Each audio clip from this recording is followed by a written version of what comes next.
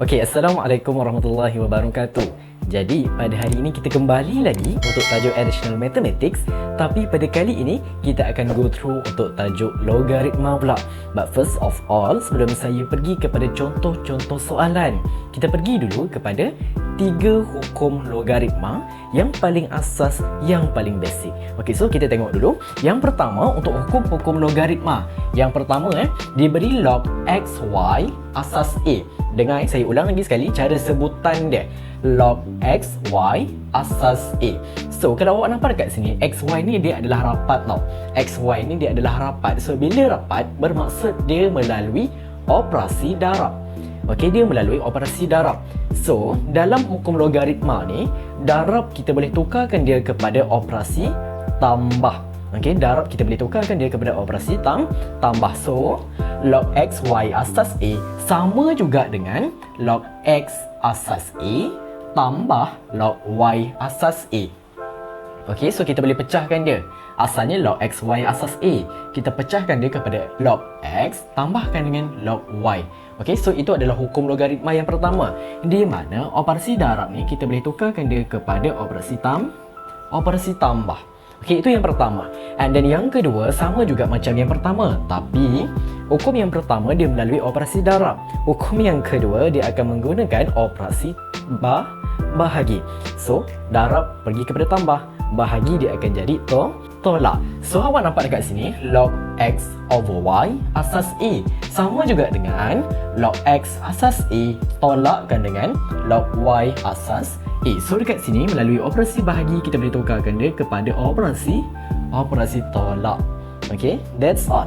Okay, and then yang terakhir pula, hukum yang terakhir adalah log x kuasa n asas a. Log x kuasa n asas a ni kita boleh jadikan dia, ataupun n ni sebenarnya kuasa ni kita boleh bawa pindah depan. Kita boleh bawa pindah depan. So, bila kita bawa pindah depan, dia jadi apa? Dia jadilah n log x asas a. So, sebagai contoh log x kuasa 3 asas a. So, daripada bentuk macam ni, kita nak jadikan yang atas ni, nak buat macam mana? Kuasa ni awak bawakan pindah depan. So, dia akan jadi 3 log x asas a. So, that's all. So, apa yang awak nampak dekat depan ini adalah 3 hukum logaritma yang paling asas, yang paling mudah, yang kita akan gunakan sepanjang kita nak menjawab soalan-soalan logaritma nanti. Okay, tapi obviously ada lagi beberapa hukum dan ada lagi beberapa formula yang perlu untuk kita tahulah. But setakat ini kita belajar mengenai dengan 3 hukum ni dulu. Okey, and then kita akan belajar macam mana kita nak aplikasikan 3 hukum ini melalui soalan-soalan contoh yang saya akan berikan nanti. Okey, untuk contoh yang pertama kita baca dulu soalan. Okey, soalan kata dia beri log x asas a sama dengan p. Okey, and then log y asas a sama dengan Q, dan log Z asas A sama dengan R. So, soalan dia nak apa? Soalan dia suruh ungkapkan setiap yang berikut dalam sebutan P, Q dan R. Itu soalan dia. Okey, so untuk soalan yang pertama dia kata log X kuasa 3, Y kuasa 5 per Z asas A. So, macam mana kita nak selesaikan? Macam mana kita nak jadikan dia sebagai sebutan P, Q dan R? Okey, so sekarang ini dekat sini lah kita akan aplikasikan hukum logaritma yang kita dah belajar tadi. Okey, so sekarang ni awak tengok yang pertama. Sekarang ni awak perhatikan yang pertama. Okey, log X kuasa 3, Y kuasa 5. X kuasa 3, Y kuasa 5 ni dia adalah operasi darab. So, kalau awak ingat balik, operasi darab kita boleh tukarkan dia kepada operasi tambah. So, kita tukarkan yang atas ni dulu. Okey, so dia akan jadi macam mana? So, dia akan jadi log X kuasa 3 asas A tambahkan dengan log Y kuasa 5 asas A. Dia akan jadi macam ni. Okey, ini untuk yang bahagian atas, untuk yang bahagian darab ni. Okey, and then awak dekat sini awak nampak X kuasa 3, Y kuasa 5 bahagikan dengan Z. Okey, bahagikan dengan Z. So, bahagi kita boleh tukarkan dia kepada operasi tolak. So, kita just tukarkan dia lah. So, dia akan jadi bahagi Z ni dia akan jadi tolak log Z asas A. So, dia akan jadi macam ni. Okey, ini step yang pertama. Masuk step yang kedua, awak nampak X kuasa 3, Y kuasa 5. Dekat sini, kuasa ni awak boleh bawa pindah depan. Kuasa ni awak boleh bawa pindah depan. So kita buat yang tu dulu untuk step yang kedua. So dia akan jadi 3 log X asas A tambahkan dengan 5 log Y asas A, and then tolakkan dengan log Z asas A. So sekarang ini kita tengok log X asas A. Tengok balik dalam soalan dia kata log X asas A sama dengan P. Okey, sama dengan P. So kita tukarkan dia. So ini adalah sama dengan P. So dia akan jadi 3P. Macam tu. And then tambahkan dengan, nampak 5 log Y asas A. Log Y asas A dekat sini dia kata sama dengan Q. So kita just tukarkan lah. So dia akan jadi 5Q. Yang ini kita dah tukarkan dia dengan Q. Tengok pula untuk log Z asas A. Log Z asas A dia kata dekat sini sama dengan R. So kita tukarkan ini kepada R. And then kalau awak nampak dekat depan ni tak ada sebarang nombor. Bila tak ada sebarang nombor bermaksud kita tahu nilai dia adalah 1. So 1R. Kita tak payah tulis lah 1R. Kita just tulis R sahaja mencukupi. So dia akan jadi tolak R. So jawapan final awak bila awak dapat 3P tambah 5Q tolak 5R, inilah jawapan awak. Macam ni. Markah dikira daripada mana? Okey, untuk markah dekat sini awak boleh dapat 3 markah. Okey, dekat sini paling maksimum awak boleh dapat 3 markah. Paling sikit awak boleh dapat 2 markah. Markah datang daripada mana? Setiap langkah yang awak buat ni 1 markah.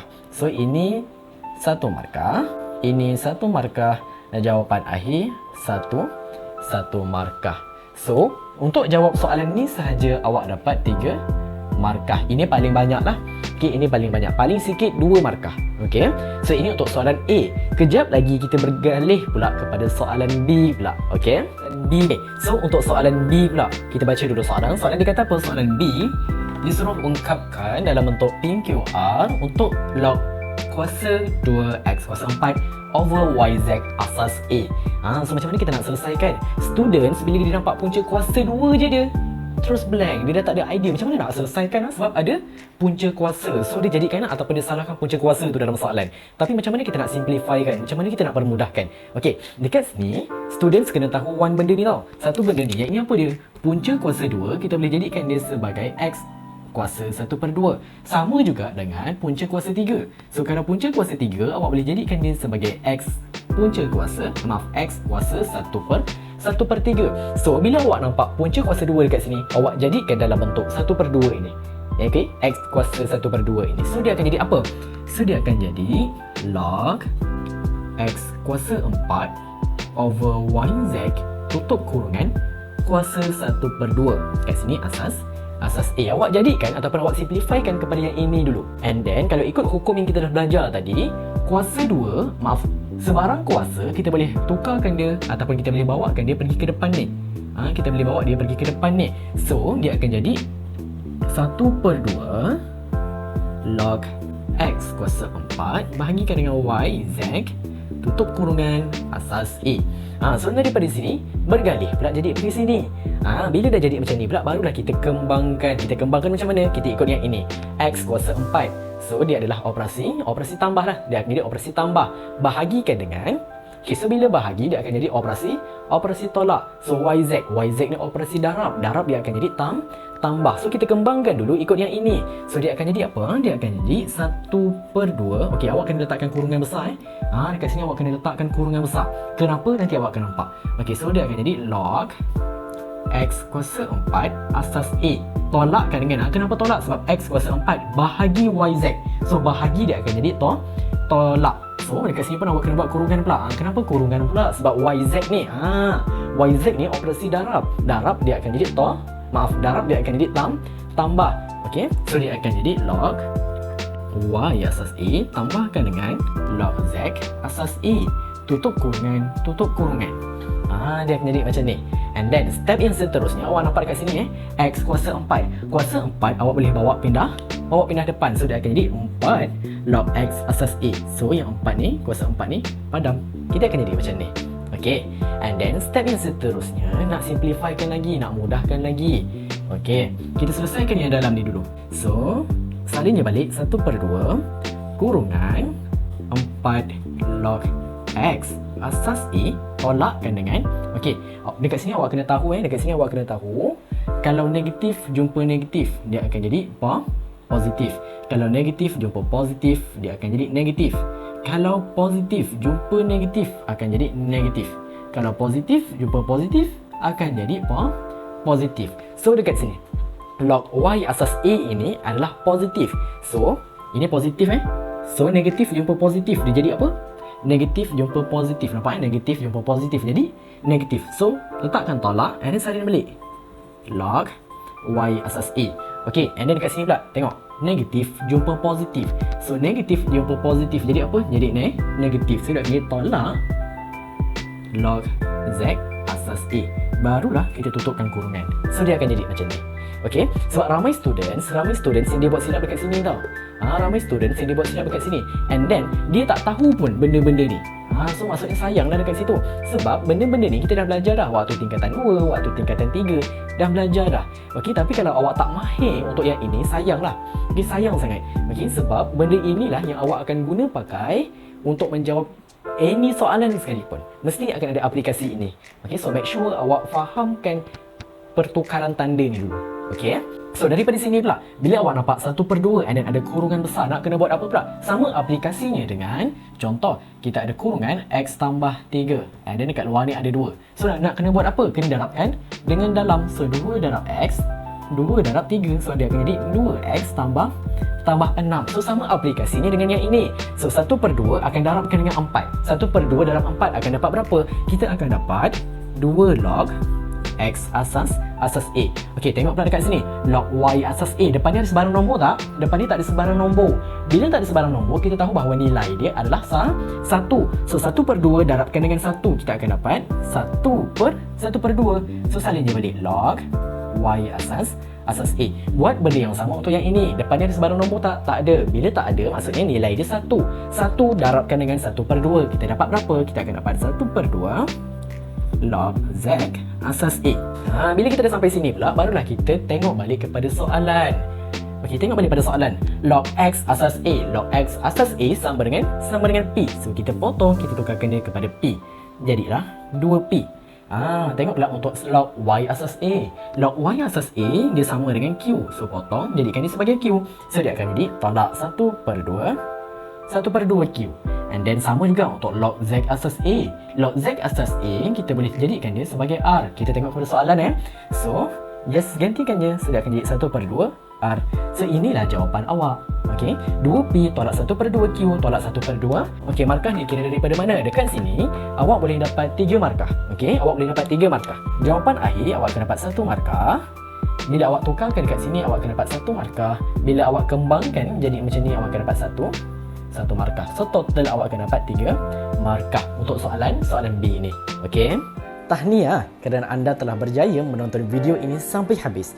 Diharapkan sesi pembelajaran kita tadi dapat membantu sedikit sebanyak meningkatkan pemahaman awak kepada tajuk ini. Dan diharapkan sekiranya video ini bermanfaat, silakan share kepada kawan-kawan awak supaya lebih ramai lagi dapat belajar, supaya lebih ramai lagi dapat faham mengenai dengan tajuk ini. Dan kepada awak, jangan give up dan teruskan usaha. Sebab saya percaya usaha yang awak letakkan pada hari ini, awak akan dapat hasil yang lumayan pada suatu hari nanti. Don't give up and fighting. Okay?